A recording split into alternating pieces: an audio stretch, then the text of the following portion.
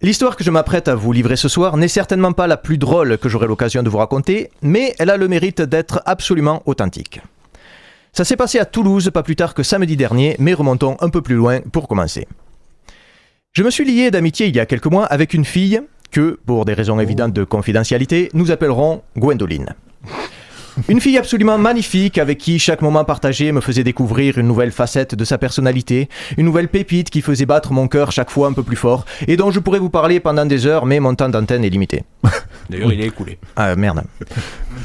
Après réflexion, je me vois pas dire ça d'une Gwendoline. Donc ça, si vous voyez pas d'inconvénient, on va plutôt l'appeler Rebecca, hein, parce que je suis pas doué pour les prénoms. C'est comme tu veux.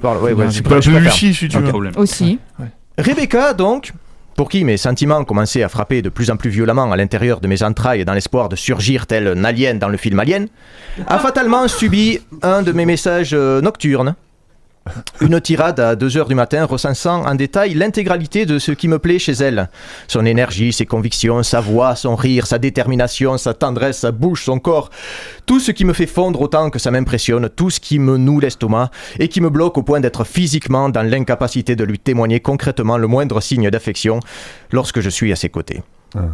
Lors de notre rencontre suivante... je vous avais dit que c'était pas le... C'est poétique. Non, mais c'est poétique et j'aime beaucoup. Lors de notre rencontre suivante, elle m'offrit un cahier. Elle avait accroché en première page une carte avec l'image d'un cerveau avec des pattes de grenouille, sur laquelle elle avait écrit « Pour quand tu auras envie de m'écrire un roman à 2h. Dors. Rien de bien n'arrive après 2h du matin. » Un cadeau idéal pour nous deux qui m'encourageait à extérioriser mes émotions tout en la préservant de ce désir naissant potentiellement hostile à notre amitié évidente.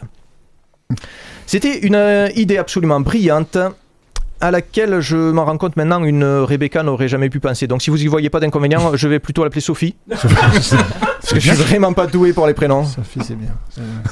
Malgré la divergence de nos sentiments respectifs, Sophie et moi partagions une réelle affection et un respect indiscutable.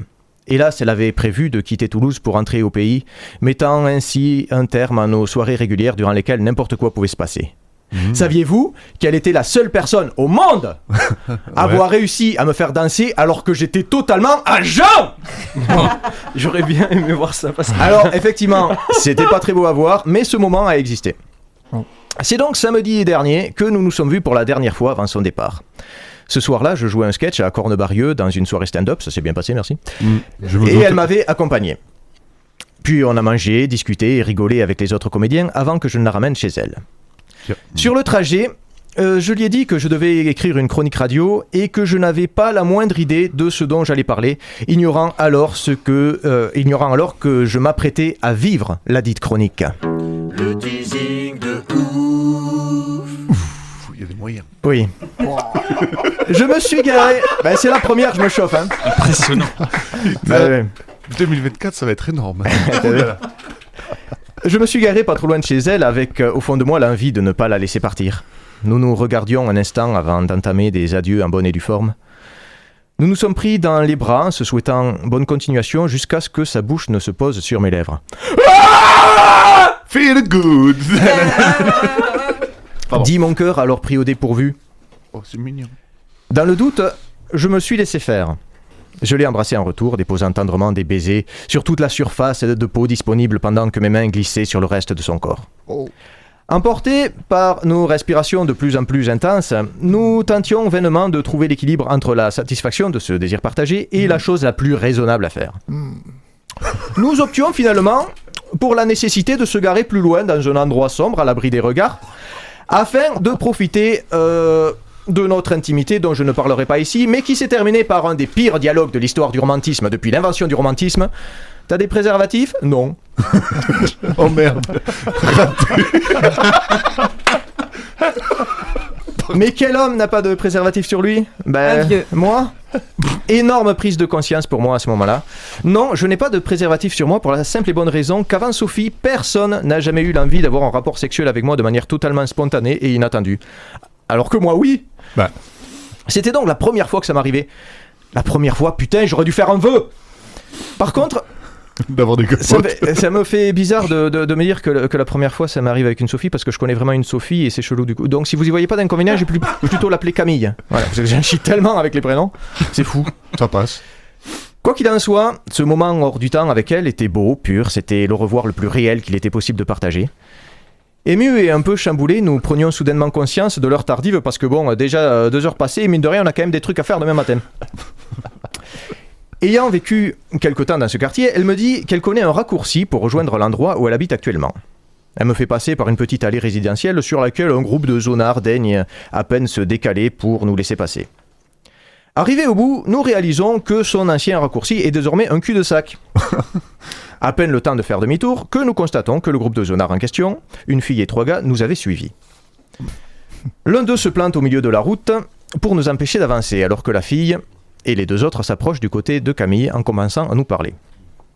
Espérant le meilleur, j'entrouvre la fenêtre, pensant qu'ils se contenteront de nous dire de la merde et au pire nous taper du pognon. Mais la fille s'en prend à Camille sous le prétexte ô combien justifié qu'elle l'aurait regardé. C'est quoi ton problème? Alors que les autres mecs me disent toi tu bouges pas sinon je te pète le rétro. La fille continue ses insultes à l'encontre de Camille, soutenue par ses sbires écervelés et, reconnaissons-le, un peu sous tension. Je dois l'avouer, n'ayant jamais été dans une telle situation, j'étais tétanisé. C'était ma première agression. Ma première agression, putain j'aurais dû faire un vœu.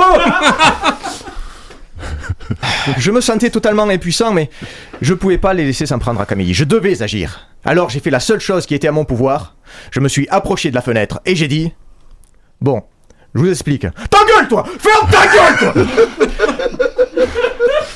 L'un d'eux passe son bras par la fenêtre pour essayer de me taper et Camille crie « Démarre !» J'enclenche la première, pied au plancher et trace comme le vent en laissant loin derrière moi, dans un nuage de fumée, les 3 zonards. Non, c'est pas vrai, j'ai calé! J'ai calé, putain! J'ai calé, J'allais dire comment t'as fait pour démarrer avec ta Clio. Moi qui ai déjà essayé de faire des démarrages en trombe pour un tournage avec ta Clio, c'est pas possible. C'est pas possible. Voiture à l'arrêt, le temps de redémarrer. L'un d'eux arrache le rétro pendant que les autres s'en donnent à cœur joie sur la carrosserie en gueulant des trucs que j'ai pas essayé de comprendre parce que je m'en bats les couilles. Une autre ouvre la portière de Camille parce que non, j'ai même pas eu le réflexe de verrouiller, grand con de con que je suis. Elle arrive à retenir la portière qui ne se ferme plus jusqu'à ce que j'arrive enfin à redémarrer et les semer. Une voiture, ça se répare, c'est pas bien grave. Mais Camille... Mais s'il y a bien une chose que je leur pardonnerai jamais, c'est de s'en être pris à Camille et d'avoir fait de mon meilleur souvenir avec elle le pire. Si elle avait été au volant à ma place, les choses se seraient passées différemment.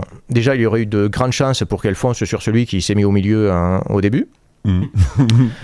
Ça aurait été un gain de temps considérable. Mais ce qui est fait est fait. Et puis avec ces conneries, je me suis laissé échapper 2 vœux. La loose, quoi. Le premier aurait été qu'elle reste plus longtemps. Pour le deuxième, je crois que j'aurais demandé à être meilleur pour les prénoms parce que Camille, ça lui va pas du tout en fait. Et du coup, elle m'en voudra certainement d'être rentrée trop dans les détails lorsqu'elle écoutera cette chronique, mais j'ai le totem d'humanité parce que, avant de la mettre au propre, je l'ai écrite sur le cahier qu'elle m'a offert dans ce but. Ce même cahier grâce auquel j'ai compris, au moment de commencer l'écriture de cette histoire, pourquoi on s'est fait agresser, car elle le savait depuis le début et elle avait prédit, rien de bien n'arrive après 2h du matin. Non.